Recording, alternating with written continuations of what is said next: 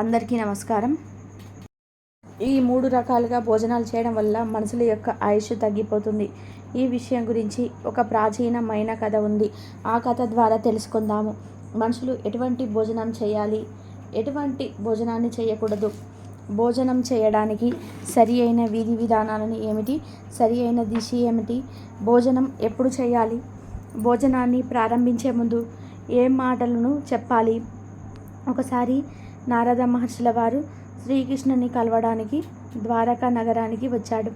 అప్పుడు శ్రీకృష్ణ పరమాత్ముడు నారద మహర్షిని చూసి ఆయనకు స్వాగతం పలుకుతూ, రండి మహర్షి, ద్వారకా నగరానికి మీకు స్వాగతము. మీరు ఏ ప్రయోజనం కోసం మీరు ద్వారకకు వచ్చారు? ఏదో మహాత్మకరమైన విషయాన్ని తీసుకొని వచ్చారు అని చెప్పేసరికి నారద మునీంద్ర వారు అంటున్నారు, మీకు అన్ని విషయాలు తెలుసు కూడా నన్ను అడుగుతూ ఉన్నారు. నా మనసులో కొన్ని సందేహాలు ఉన్నాయి. ఆ సందేహాలకు మీరు సమాధానాలు ఇవ్వమని కోరారు. అప్పుడు శ్రీకృష్ణ పరమాత్ముడు మనసులో ఉన్న సందేశాలు ఏమిటో చెప్పినట్లయితే వాటికి నేను సమాధానాలు చెప్తాను అని చెప్పేసరికి ఎటువంటి సంకోచం లేకుండా మీ ప్రశ్నలు ఏమిటో అడగమని అడిగేసరికి నారద మహర్షుల వారు చెప్తున్నారు, నాకు ఈరోజు ఈ విషయాలను తెలుసుకోవాలని కోరికగా ఉంది. మనుషులు ఏ విధంగా భోజనం చేయాలి, ఏ విధానంగా భోజనం చేస్తే మనుషుల యొక్క ఆయుష్ పెరుగుతుంది, ఏ విధమైనటువంటి భోజనాన్ని మనుషులు చేసినట్లయితే ఆయుష్ తగ్గిపోతుంది, మనుషులు భోజనాన్ని ఏ దిశగా కూర్చొని చేయాలి, భోజనానికి చేయడానికన్నా ముందు ఏ మాటను అనుకోవాలి. దయచేసి మీరు ఈ ప్రశ్నలు అన్నిటికీ కూడా సమాధానాలను ఇవ్వాలి. సమస్త మానవజాతి కళ్యాణం కోసము ఈరోజు మీరు మహత్తరమైన ప్రశ్నలు అడిగారు. మనుషులు ఏ విధంగా అయితే భోజనాన్ని చేస్తారో దాని ప్రకారంగానే వారి సౌభాగ్యము, వారి జీవితము, వారి తర్వాత జన్మ కూడా నిర్ణయించబడతాయి. ఈ విషయంలో ఒక ప్రాచీనమైన ఇతిహాసం ఉన్నది. ఆ విషయాన్ని మీకు ఇప్పుడు చెప్తాను. ఈ కథను అగస్త్య మహర్షి శ్రీరాముడికి చెప్పాడు. అందుకే ఈ కథ యొక్క మహత్యము చాలా గొప్పది. ఈ ప్రాచీనమైన కథ ద్వారా మీరు అడిగిన ప్రశ్నలన్నిటికీ కూడా సమాధానాలు మీకు లభిస్తాయి. అందువలనే ఈ కథను మీరు పూర్తిగా ధ్యాస పెట్టి తప్పకుండా వినండి. ఈ కథను ప్రచారం చేయండి. ఎవరైతే మనుషులు ఈ కథలు వింటారో వారికి ఉన్న సమస్తమైన పాపాలు కూడా నశించిపోతాయి. వారికి అనేక సంవత్సరాలు దాన ధర్మాలు చేసిన పుణ్యం లభిస్తుంది. నారద మహర్షి అంటున్నారు, నేను ఈ కథను వెంటనే వినాలి అనుకుంటున్నాను. నారద మహర్షి చెప్తున్నారు, నేను ఈ కథని చాలా ధ్యాస పెట్టి శ్రద్ధగా వింటున్నాను. 3 లోకాలలో కూడా ఈ కథను గురించి ప్రచారం చేస్తున్నాను. ప్రాచీన కాలంలో ఒక పెద్ద అడవి ఉండేది. అడవి చాలా పెద్దగా ఉండేది. కానీ అడవిలో పశువులు కానీ పక్షులు కానీ నివసించేవి కాదు. కేవలం వృక్షాలు, చిన్న చిన్న చెట్లు మాత్రమే ఉండేటివి. వీటికి పశు పక్షులు కూడా అడవి వైపుకి వెళ్ళేవి కావు. కానీ అడవి మధ్య భాగంలో ఒక నది యొక్క పాయ ఉంది. ఆ నదిలో అంశలు, ఇంకా నది దగ్గరలో కొన్ని పశుపక్షాలు మాత్రమే నివసిస్తూ ఉండేటివి. ఒకసారి అగస్త్య మహర్షి నది వైపుకు వెళ్తున్నాడు. అగస్త్య మహర్షి చూసేసరికి ఆ నది ఒడ్డున ఒక ఆశ్రమం ఉంది. ఆ ఆశ్రమం చాలా పురాతనమైనది. అయినా కూడా ఆశ్రమం చాలా శుభ్రంగా ఉంది, చాలా అందంగా కూడా కనిపిస్తుంది. ఆ ఆశ్రమంలో ఎవరు కూడా సాధువులు కానీ ఎవ్వరు కూడా నివసించటం లేదు. ఆశ్రమం అంతా కూడా ఖాళీగానే ఉంది. అగస్త్యముని ఆ రాత్రి అక్కడే ఆ ఆశ్రమంలోనే విశ్రాంతి తీసుకోవాలి అనుకున్నాడు. ఆయన రాత్రికి ఆశ్రమంలోనే విశ్రాంతి తీసుకున్నాడు. ఉదయాన్నే లేవగానే అగస్త్య మహర్షి ఆ నది దగ్గరికి వెళ్ళారు. ఆయన చూసేసరికి అక్కడ ఒక మృతదేహం పడి ఉంది. ఆ మృతదేహం చాలా పుష్టిగాను చాలా తాజాగాను కనిపిస్తుంది. ఆ మృతదేహాన్ని చూస్తేనే అర్థమవుతుంది అతను ఎవరో మహాత్ముడైన పురుషుడు అని. ఆ మహాత్ముని చూసి అగస్త్య మహర్షి అనుకుంటున్నాడు, ఇతను ఎవరు, ఇతని మృత్యువు ఎలా జరిగింది, ఇతను ఈ అడవిలోకి ఎందుకు వచ్చాడు అని రకరకాలుగా ఆలోచిస్తున్నాడు. అతని గురించి తెలుసుకోవాలని అనుకుంటున్నారు. ఇంతలో అగస్త్య మహర్షికి ఆకాశంలో నుండి ఒక దివ్యమైన విమానం కనిపించింది. ఆ దివ్యమైన విమానం ఆ మృతదేహానికి దగ్గరగా వచ్చి ఆగింది. ఆ విమానం నుండి ఒక దివ్య పురుషుడు దిగాడు. ఆ వ్యక్తి నదిలో స్నానం చేయడానికి వెళ్ళాడు. తను స్నానం చేసి బయటికి వచ్చిన తర్వాత ఆ మృతదేహానికి కూర్చొని తినడం ప్రారంభించాడు. కడుపు నిండా ఆ మృతదేహాన్ని తిన్నాడు. తను మళ్ళీ ఆ విమానంలో కూర్చొని స్వర్గం వైపు వెళ్ళిపోతున్నాడు. అప్పుడు అగస్త్య మహర్షి ఆ దివ్య పురుషుని పిలిచాడు. అగస్త్య మహర్షి అడుగుతున్నాడు, నువ్వు దేవతా సమానుడిలాగా కనిపిస్తున్నావు, కానీ నువ్వు ఎందుకు ఈ మృతదేహాన్ని తింటున్నావు? ఇటువంటి భోజనాన్ని ఏ దేవతలు కూడా తినరు. స్వర్గవాసులాగా ఉన్నావు, దివ్య పురుషుడివి, నువ్వు ఎందుకు ఇలాంటి భోజనం తింటున్నావు అని అడిగేసరికి ఆ దివ్య పురుషుడు అగస్త్య ముని వైపు చూశాడు. ఆ దివ్య పురుషుడు అగస్త్య ముని వైపు చూసి చేతులు జోడించి నమస్కారం తెలుపుతూ చెప్తున్నాడు, నేను మీకు నా కథను చెప్తాను. విదర్భ దేశంలో యశస్సులైన నా తండ్రి విదర్భ దేశాన్ని పాలిస్తున్నాడు. ఆయన వసుదేవుడు అనే నామంతో 3 లోకాలను కూడా ప్రసిద్ధుడు. పరమ ధార్మికమైన వ్యక్తి. ఆయనకు 2 భార్యలున్నారు. 2 భార్యలకు కూడా ఒక్కొక్క కుమారుడు ఉన్నాడు. నేను ఆయనకు పెద్ద కుమారుణ్ణి. నా తండ్రి మరణించిన తర్వాత ఆ విదర్భ దేశానికి నేను రాజునయ్యాను. నేను సావధానంగా రాజ్యాన్ని పాలిస్తూ కొన్ని వేల సంవత్సరాలు గడిచిపోయాయి. ఒకరోజు నాకు వైరాగ్యం కలిగింది. నేను రాజ్యపాలను త్యాగం చేయాలని నిర్ణయించుకున్నాను. నా మృత్యువు వచ్చే వరకు తపస్సు చేసుకోవాలని నిర్ణయించుకుని నేను అడవిలోనే నివసించడానికి వెళ్ళిపోయాను. నేను నా రాజ్యాన్ని నా తమ్ముడికి అప్పచేసి రాజ్య బాధ్యతలను అన్నిటినీ కూడా అతనికి అప్పగించాను. నేను ఈ నది ఒడ్డున కూర్చొని కఠినమైన తపస్సు చేయడం ప్రారంభించాను. వేల సంవత్సరాలు గడిచిపోయాయి. తపస్సు ప్రభావం వలన నాకు బ్రహ్మలోక ప్రాప్తి కలిగింది. నేను బ్రహ్మలోకంలోకి వెళ్ళిన తర్వాత కూడా నాకు ఆకలి, దాహము ఉండడం చాలా ఇబ్బంది పెట్టాయి. అప్పుడు నేను వెళ్ళి బ్రహ్మలోకానికి దేవత అయిన బ్రహ్మదేవుడి దగ్గరికి వెళ్ళి అడిగాను, బ్రహ్మదేవుడా, నేను విన్నాను బ్రహ్మలోకంలో ఏ జీవికి కూడా ఆకలి, దాహము ఉండవు అని. కానీ నాకెందుకు ఆకలి, దాహం వేస్తున్నాయి? అవి నన్ను ఎందుకు వదలడం లేదు? మీరు నాకు చెప్పండి, నేను ఏమి తినాలి?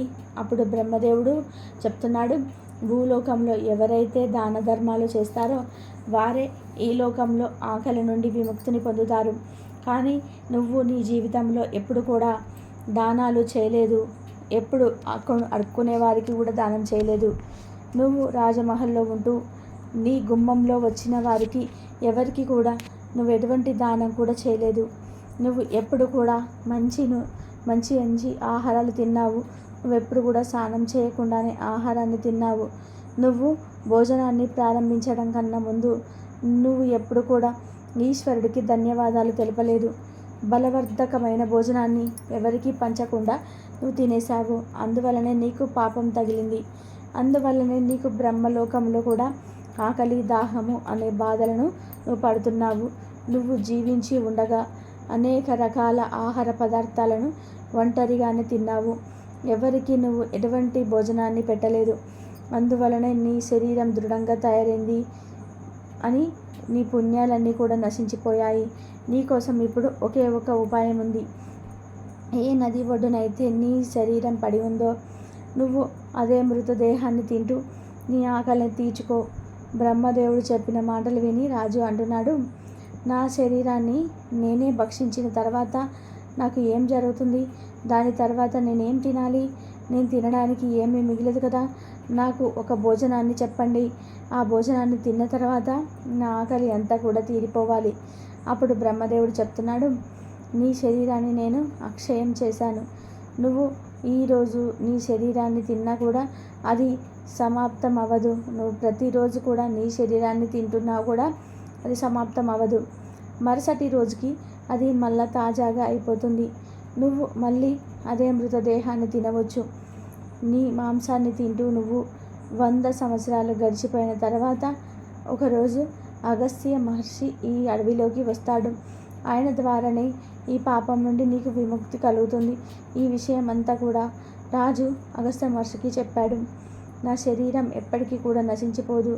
ప్రతిరోజు కూడా వచ్చి నా శరీరం యొక్క మాంసాన్ని తింటాను. ఎప్పుడైతే అగస్త్య మహర్షి అక్కడికి వస్తాడో నాకు ఈ కష్టం విముక్తి లభిస్తుంది. ఈ విషయాన్ని ఆలోచిస్తూ 100 సంవత్సరాలు గడిచిపోయాయి.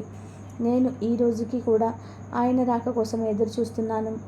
రాజు చెప్పిన మాటలు విని అగస్త్య మహర్షి, నీ సౌభాగ్యం వలనే నేను ఇక్కడికి వచ్చాను. నేనే అగస్త్య మునిని. నేను నీకు ఏ విధంగా సహాయం చేయగలను? రాజు చాలా ప్రసన్నతను చెందాడు. అగస్త్య మహర్షికి ప్రణామములు తెలిపాడు. మహర్షి, నాకు ఈ భయంకరమైన ఆహారం నుంచి విముక్తి కలిగింపచేయండి. ఏ పాప కారణంగా కూడా నాకు ఈ కష్టం కలిగిందో ఆ పాపాల నుండి నన్ను విముక్తుని చేయండి. దానివల్ల నాకు అక్షయలోక ప్రాప్తి కలగాలి. నేను మీకు ఈ దివ్యమైన ఆభూషణాలను ఇస్తున్నాను. దయచేసి నా పైన మీ కృపను చూపించండి అని అడిగేసరికి రాజు యొక్క దుఃఖభరితమైన కథను విన్న తర్వాత అగస్త్య మహర్షికి దయ కలిగి ఎప్పుడైతే ఆ దివ్యమైన ఆభూషణాన్ని మహర్షికి చేతిలో పెట్టారో ఆ క్షణంలోనే ఆ మృత శరీరం అదృశ్యమైపోయింది. ఆ పాపం నుండి విముక్తి పొందాడు. మహర్షి నుండి ఆజ్ఞను తీసుకొని దివ్య విమానంలో కూర్చొని బ్రహ్మలోకానికి వెళ్ళిపోయాడు.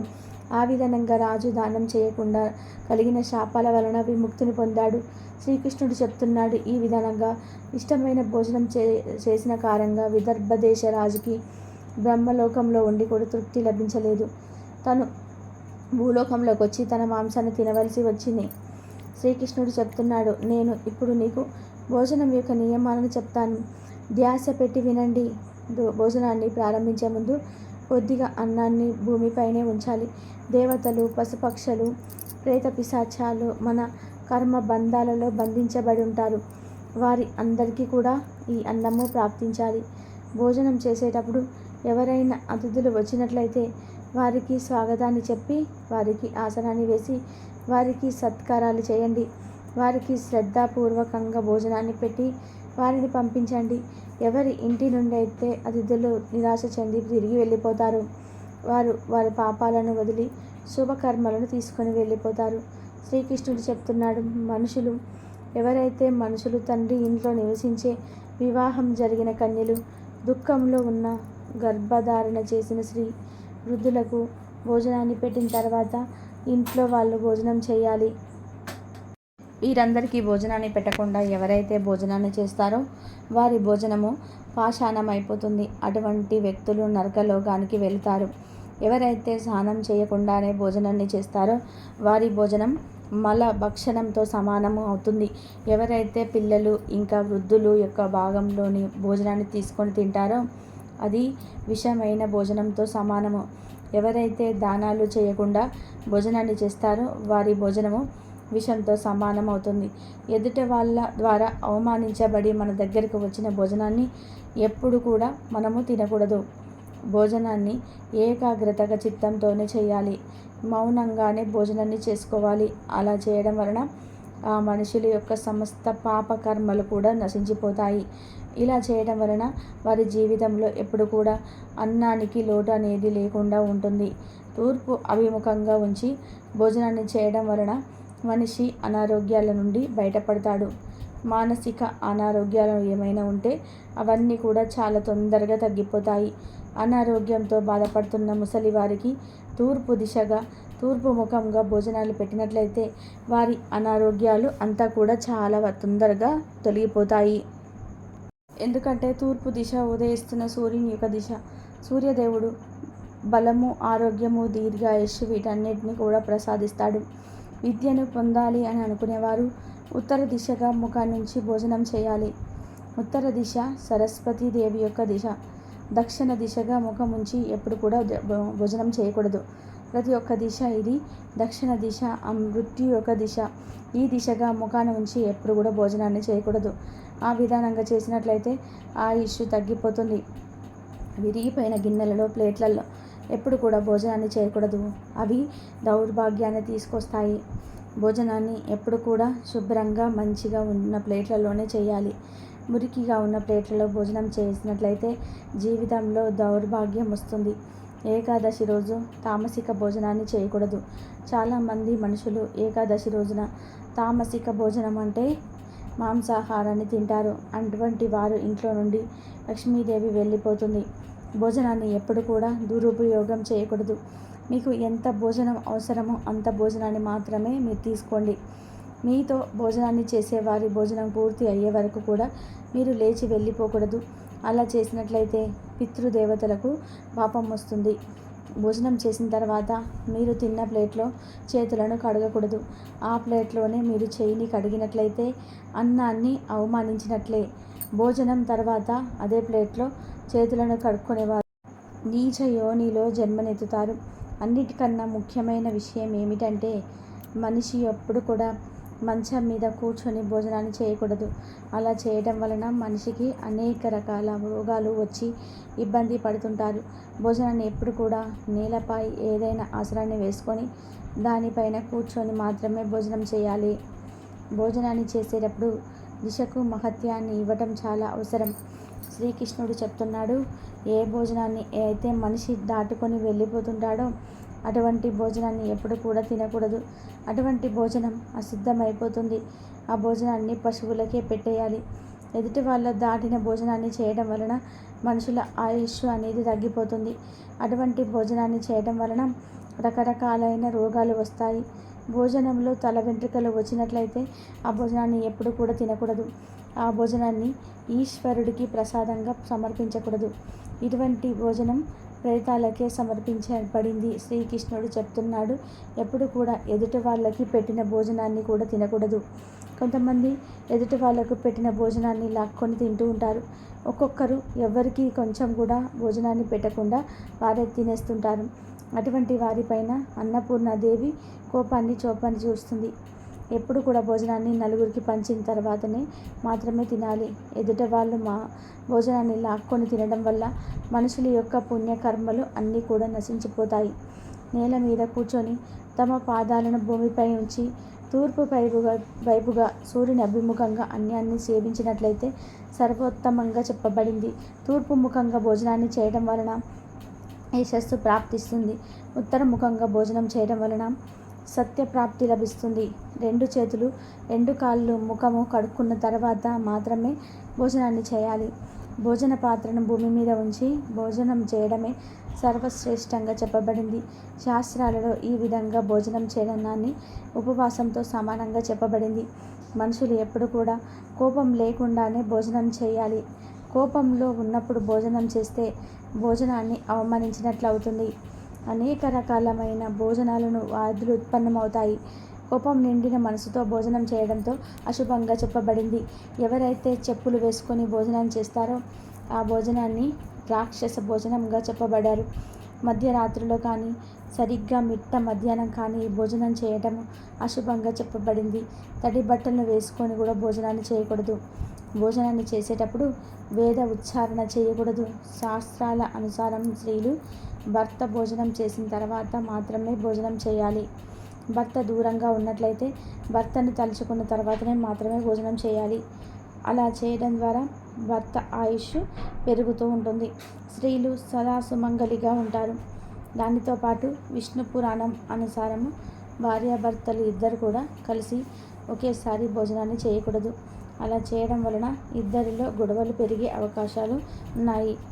చీకట్లోనూ ఆకాశం కింద కూర్చొని భోజనాన్ని చేయకూడదు. భోజనాన్ని చేసే సమయంలో ఏదో ఒక నీడ, కనీసము చెట్టు నీడ అయినా సరే ఉండే విధానంగా చూసుకోవాలి. నగ్నంగా భోజనం చేయకూడదు, అశుభంగా చెప్పబడింది.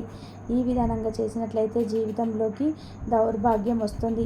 అనారోగ్యంతో ఉన్నవారు, కింద కూర్చోలేని వారు, అటువంటి వారు ఈ నియమాలను పాటించకపోయినా పర్వాలేదు, కానీ ఆరోగ్యవంతులు చేయగలిగిన వారు తప్పకుండా ఈ నియమాలను పాటిస్తూ భోజనాన్ని చేసినట్లయితే జీవితంలో సకల శుభాలు కూడా కలుగుతూ ఉంటాయి.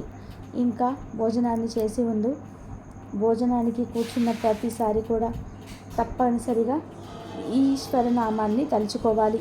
ఈశ్వరుడికి ధన్యవాదాలు తెలుపుకోవాలి. వీడియో నచ్చినట్లయితే లైక్ చేయండి. వీడియో నచ్చినట్లయితే షేర్ చేయండి. మరొక మంచి వీడియోతో మళ్ళీ కలుద్దాం. ఆ వీడియోకి లైక్ చేసి షేర్ చేసి సబ్స్క్రైబ్ చేయండి.